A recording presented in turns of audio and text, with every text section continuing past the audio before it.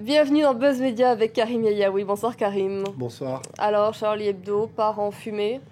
Alors c'est vrai qu'on ne pensait pas que ça prendrait forcément une telle ampleur, mais c'est vrai que depuis le début de la semaine aussi, ça bruissait sur les réseaux sociaux. Il y avait beaucoup de colère, même des menaces contre cette une de Charlie Hebdo. Et malheureusement, certains ne se sont pas limités à vociférer leur désapprobation. Ils ont mis le feu aux locaux de Charlie Hebdo. Alors tout de suite après, du côté de Charlie Hebdo, on a cherché à faire retomber la pression.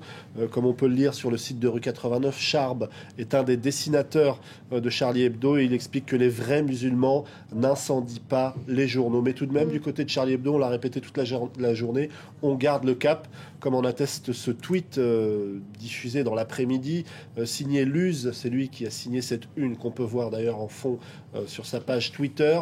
J'ai une foi totale dans notre travail, une façon de dire qu'on continue, qu'on garde le cap, que les journalistes de Charlie Hebdo vont continuer à faire le même genre de travail, le même genre de une, et peut-être susciter le même genre de polémique. Et d'ailleurs, c'est l'union sacrée autour de Charlie Hebdo.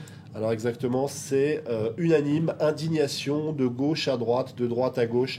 Aujourd'hui, tout le monde s'est relayé pour expliquer que la liberté d'expression, la liberté de la presse était intouchable. On a vu plusieurs hommes politiques se déplacer, notamment Claude Guéant qui a dit qu'il ferait tout son possible, l'impossible même exactement, pour retrouver les responsables du côté de François Hollande ou du côté de Bertrand Delanoë, le maire de Paris. C'est la même indignation et c'est les mêmes mots pour qualifier cet acte inqualifiable.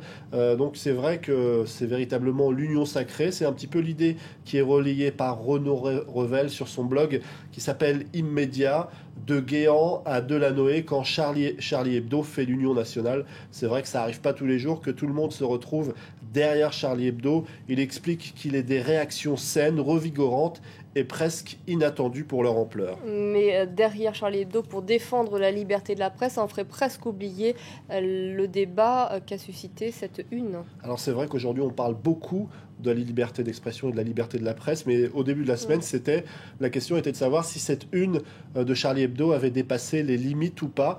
Et c'est vrai que certains, même aujourd'hui, ne sont pas forcément à l'aise avec cette question.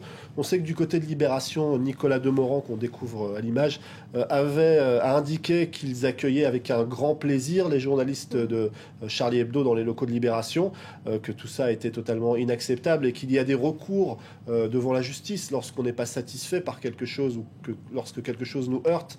Mais lorsqu'on lui demande est-ce que Charlie Hebdo n'a pas dépassé les limites avec cette une, il explique qu'il ne veut pas entrer dans ce débat. Une façon de dire que la question reste ouverte et que ce n'est pas forcément très simple d'y répondre. Et il y en a qui n'hésitent pas à mettre les pieds dans le plat. Alors celui en particulier qui n'hésite pas à mettre les pieds dans le plat, c'est Daniel Schneiderman sur son site Arrêt sur Image qui signe un article ce matin assez tôt, après les événements de cette nuit, qui s'intitule Charlie, Mahomet et le piège à con. Alors il raconte, lui, qu'il avait bien vu que dès lundi, ça commençait à chauffer sur la toile, qu'il y avait des messages assez violents contre Charlie Hebdo. Alors il s'est posé la question, est-ce que j'en parle ou pas sur mon site Arrêt sur Image? Et puis il a trouvé que cette une n'était ni drôle ni pertinente, alors il a décidé de ne pas en parler, mais entre-temps, des cons, comme il le dit, ont balancé un cocktail Molotov, et là, il a le sentiment d'être un petit peu pris en otage, parce que, comme tout le monde, il est obligé de défendre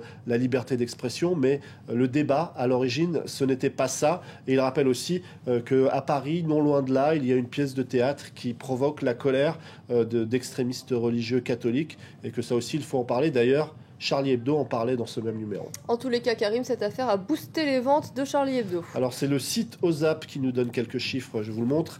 Charlie Hebdo est en rupture de stock, donc c'est vrai que ça s'est vendu comme des petits pains. Mon collègue côté anglo ce matin a fait plusieurs kiosques sans jamais réussir à obtenir le précieux sésame. Charlie Hebdo, je crois, pointe habituellement à 60 000 exemplaires de vendus.